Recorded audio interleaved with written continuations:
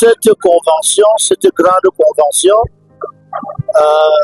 traitait de la question de la consommation de temps. Donc nous sommes arrivés à l'âge de la fin, à l'âge où le plan que Dieu a conçu depuis avant la fondation du monde est entré dans sa dernière phase de réalisation, dans sa dernière phase d'accomplissement. Parce que ce plan, ce que Dieu a prévu, c'est de réunir toutes choses en Christ. Dieu a choisi son Fils, il nous l'a envoyé, il est venu nous sauver, mais derrière le salut, il y a tout un grand projet, tout un grand plan.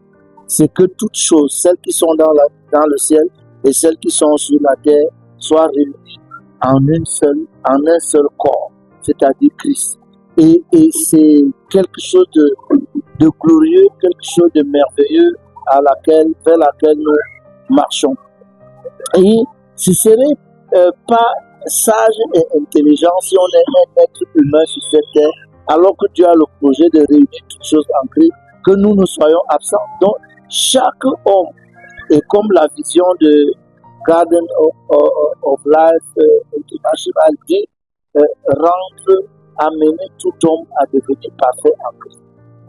Nous n'avons pas été capables d'être parfaits en Adam, en nos parents, mais il y a la possibilité que nous soyons parfaits en Christ. Pourquoi ne pas vous joindre à nous pour continuer cette aventure qui est vers la fin?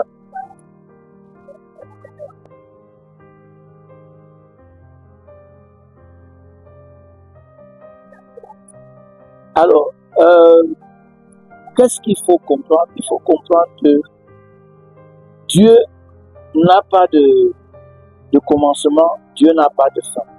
Mais Dieu a mis un commencement et une fin pour toutes choses sur la terre. Chaque chose sur cette terre est soumise à la loi du commencement et de la fin. Alors, le monde a eu un commencement. Le monde est destiné à une fin. Et Dieu annonce que la fin de toutes choses est proche. Mais nous ne sommes pas obligés d'être consommés avec toutes choses. Et c'est pour ça que quand nous choisissons de marcher avec Jésus, nous nous donnons à nous-mêmes la possibilité d'échapper à la loi du temps. Parce que la Bible dit que celui qui fait la volonté de Dieu vit éternellement. Quand nous parlons du jardin de la vie, dès le commencement, quand Dieu a créé l'homme et la femme, il a créé un jardin. Et dans ce jardin, il y avait deux arbres. Il y avait un arbre qui était susceptible de donner la mort, et il y avait un arbre qui était susceptible de donner la vie et la vie éternelle. Malheureusement, notre ancêtre a choisi de manger l'arbre qui donnait la mort. Mais voyez-vous, à la fin des temps, Dieu nous a envoyé son Fils, qui est plus que l'arbre de vie. C'est pour ça que la Bible dit que Dieu nous a donné la vie éternelle. Et cette vie éternelle est dans son Fils. Celui qui a le Fils a la vie. Celui qui n'a pas le Fils n'a pas la vie. Tout ce que moi je demande à mes compatriotes et à tous les hommes et à toutes les femmes, comme Live TV est regardé un peu partout dans le monde, c'est que nous avons la possibilité de retrouver ce qui nous a échappé au jardin d'Éden.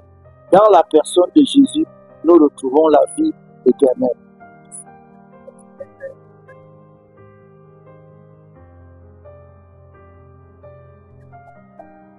Alors, ayant dit ce que je viens de dire, la foi vient de ce qu'on entend, et ce qu'on entend vient de la parole de Christ.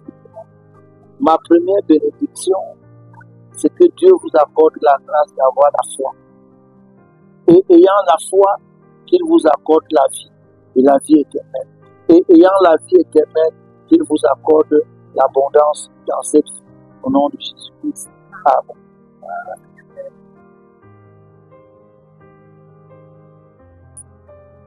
Voilà. Alors, moi, j'ai vu combien de gens dans le monde entier sont connectés à Live TV. Et Live TV a ceci de particulier, c'est que